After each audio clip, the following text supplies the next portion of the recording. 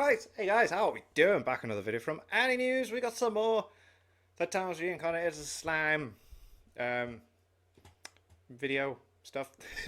And this is the most powerful beings in Tensura explained. So, dragons really are made out to be goddamn powerful. Veldora is just ridiculously OP. We've had that established from the very beginning. So, I think it's going to be really interesting to find out why. Let's get into it. Dragons are by far the most powerful type of existence in Tensura. Seems it. As Veldora once said himself, Whoa. his lifespan is infinite and flesh unfathomable. As long as his will remains intact, he shall in fact live forever. Whoa. Veldora's one of 4 very unique cases though, since the draconic species isn't just true dragons. They're actually a subclass of monsters created from the broken down elements of Veldanava. The Star King Dragon, who's not only the strongest true dragon to ever exist, but is also Veldora's brother and Milim's father. Ah. He's without a doubt the strongest character in the entire Tensura universe. So, whereas true dragons are these near omnipotent spiritual life forms, everything below like archdragons, lesser dragons, dragonoids, and even dragonutes all stem from Veldanava. Wow. Specifically the pet turned chaos dragon he gave to Milim. Cool. This is what I want to talk about in this video, since dragons here are so much more than just your regular fantasy dragons. There's a vast layer of lore yet to be explored with them. So, as I cover the spoiler-free details behind their existence, Awesome. I hope you'll appreciate learning more about yet another amazing facet of Tensura. Always love learning stuff, and I always appreciate that he makes it spoiler-free as well. Absolutely class. The main difference between regular dragons and Veldora's kind is essentially the type of presence they have in the world. Regular dragons are more these material life forms bearing a physical presence, while true dragons are spiritual and can exist in any form. Right. What this means is that, as beings who exist as pure will and energy, all they need to live is their soul. It's an inherent trait that makes them effectively immortal. That's not to say they can't be killed, but attacks on the soul are so far and few between that you'd have a much better chance dealing with them by sealing them away with something like Infinity Prison. Yeah, makes sense. Okay. Then, even if you did somehow destroy their soul, a true dragon can just revive again whenever. Wow. Albeit potentially at the cost of who they are now, but a true dragon nonetheless, That once again all looks representing the amazing. same concept they did before. Stormfrost, gorgeous These stuff. are the 4 true dragons known to exist in the world, one of which is no longer present. Oh. As I said in the beginning, Veldanava, who's Veldora's older brother and Milim's father, perished in an act unknown to Rimuru and hasn't shown any sign of revival ever since. It was a situation Rimuru assumed was pretty serious since, considering true dragons had eternal life, Yeah. not just anything would be able to remove him from the cycle of reincarnation like that. Yeah, if I heard that, I'd be like, whoa, that's a big deal. Like, you're being told that they can live forever, and then you're also told, well, but there was this one time where this dragon that should have lived forever didn't. It's like, oh. This was an event we know from Season 2 relates to Milim, but to give more context on Veldanava's involvement in all of it, he essentially had a casual relationship with a human, and that resulted in the birth of Milim. It was an Casual. unheard of act that came with a very steep price associated. Milim's existence drained Veldanava of most his power, and that in turn deemed his actions taboo. Oh. The way it caused him to lose pretty much everything became heavily criticized and eventually prohibited. So, it was before Veldanava lost all his power that he would first disperse his body, then come to the surface to attain a physical form. He would then create the pet dragon for Milim, which, as we know, was supposed to serve as the body for his next reincarnation.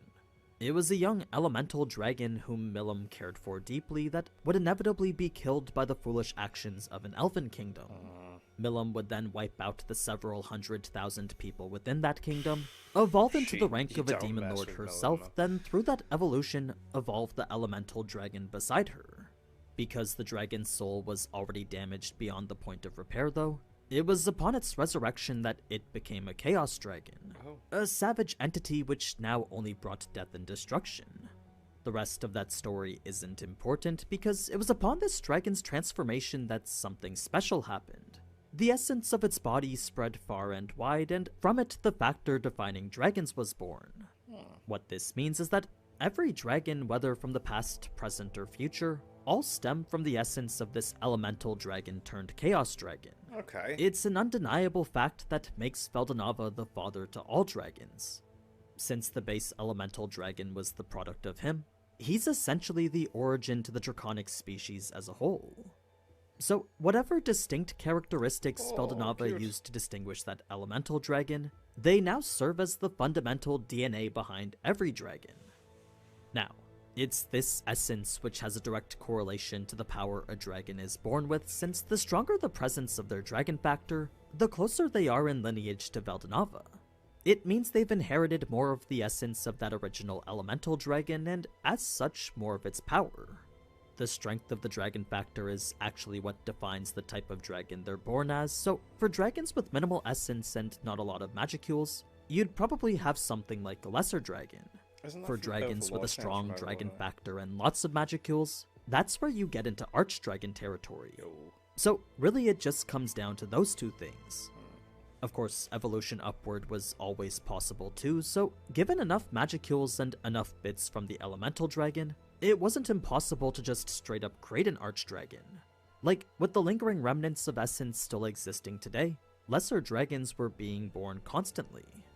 If there was then a denser environment for magicules and a stronger dragon factor, an archdragon could be born no problem. It was the highest level a dragon could be born at, one sometimes associated with a specific element. This was because they were so closely related to the original elemental dragon that there was a good chance they inherit its affinity to earth, water, wind, or fire. These were the four types existing at the top, and it's here you'd find entities like the sky dragon Rimuru fought against. Keep in mind this isn't truly a wind dragon though, but rather a rarer case one step in the evolution tree right before it. Looks so cool. Somehow this specific dragon just missed the mark on evolving into one.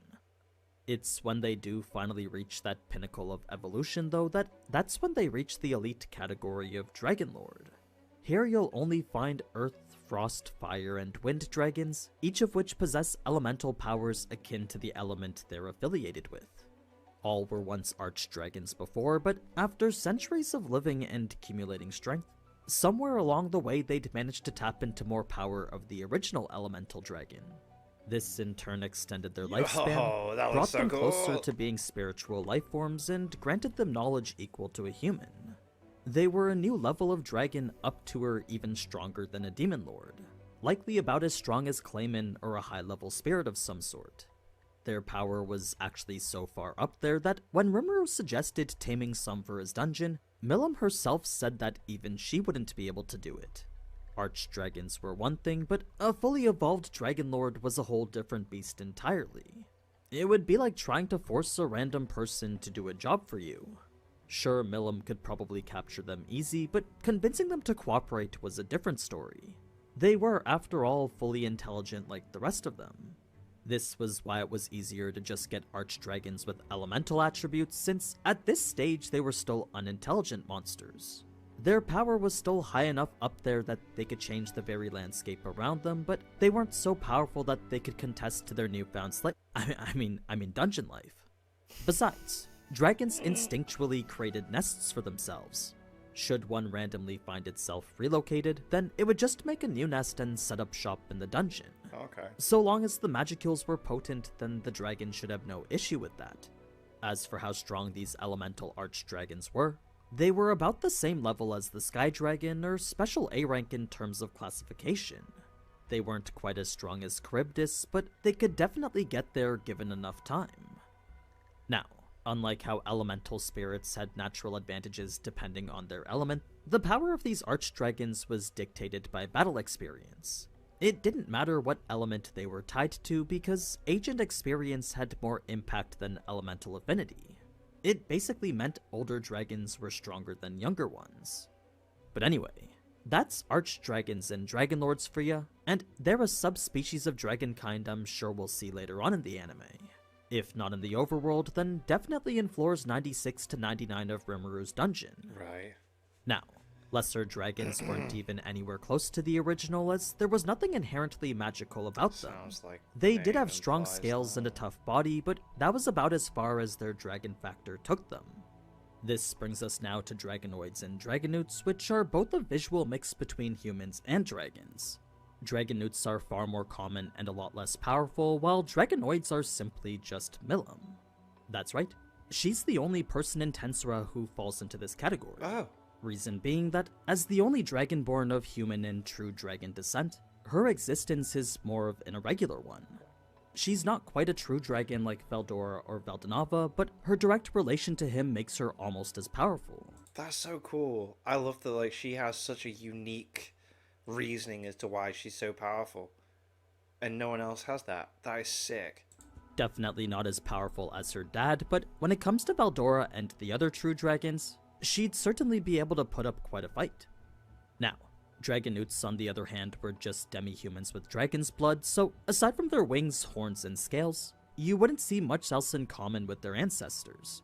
They're a race of beast folk that are either born naturally or evolve over time from being lizardmen. The dragon faithful are just Dragonutes as well, but they're descended from dragons who choose to bear a more human form. This in turn led to their interbreeding with other humans, and as a result gave birth to Dragonutes indistinguishable from humans. Right. But yeah, that's the extent of what we should know about Very dragons so cool. far. I found reading up on them was actually quite interesting, so I figured some of you would want to know all about this too. There was so much behind what they are and what they're capable of that I feel even now this brief overview just barely scratches the surface, That's very cool especially looking at, when like- it comes to a being like Veldanava. I hope you enjoyed learning more about them, and if you did, then feel free to leave a like and comment. Now, don't forget to check out the Tensura-inspired Mugen apparel because, like I said, they won't be here forever. So you can pre-order these today using the link down in the description. But anyway, as always, thank you so much for watching, and if you enjoyed this type of anime content, then you already know what to do. So, until next time, ciao. Very cool. I like it. I like that there's a lot of shows going on at the moment. They have a lot of lore and world building set up, and it just makes it even more interesting. I hope he covers Tower of God. I'm gonna be honest, I nearly stopped with season 2 of Tower of God, and then last week's episode, I was just like, oh my god, I'm so back in. Like, I love it. I hope he covers more stuff that's been missed out of that. Tower of God, that last episode was just, oh. But anyway, we'll wait and see, and then we can talk about it then. But then, thank you to my patrons. If you want to have your name at the end of every video and want to be able to watch Patreon-only reactions, such as the original Dragon Ball series, links in the description to the Patreon page. $1 a month is all I ask. Helps support the channel. It's greatly appreciated for that. Thank you all for watching. What do you guys think of that? What do you guys think of this? Click like, subscribe if you haven't already. Leave comments down below. Let me know what I should watch and discuss in future videos. I'll see you guys all, guys. Nick damn.